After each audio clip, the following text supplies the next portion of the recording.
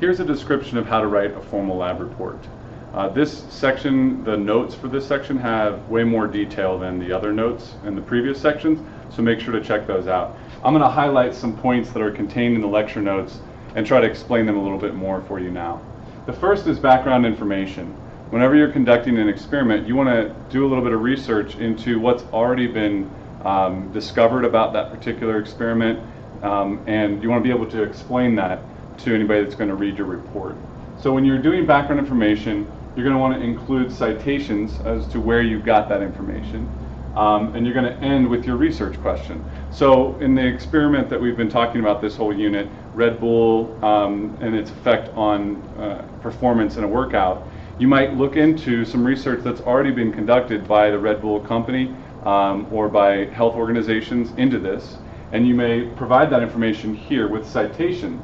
But you're going to want to end with your research question. So that section should end with the research question.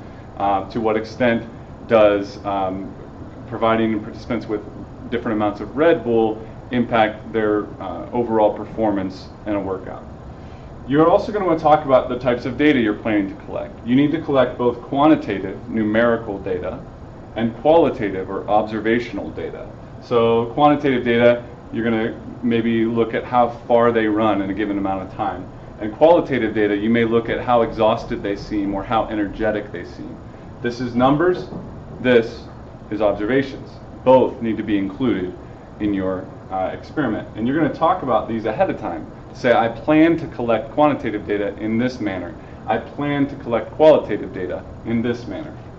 You're going to need to make a prediction. Remember that the whole purpose of an experiment is to test an idea. And so you're going to have an idea of what outcome you're going to expect. So you need to write a prediction based on what you think will happen.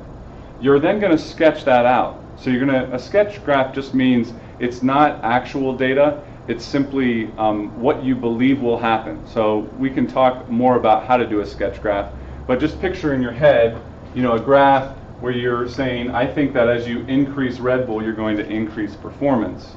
That would be a test of the alternative hypothesis, which is labeled H1. And you also are going to put that there's no relationship between Red Bull and performance, and that would be H0, the null hypothesis. We can talk more about that in class. Uniqueness of design, you're going to want to be sure that you express how this is not just a repeat of someone else's experiment. You're going to talk about why this is significant. Why should we care about this particular experiment?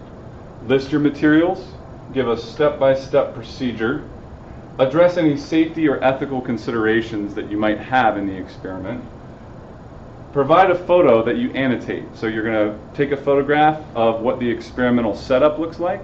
So if you're doing the Red Bull thing, you may take a photograph of the different amounts of Red Bull with a treadmill in the background, and you're going to label that photograph.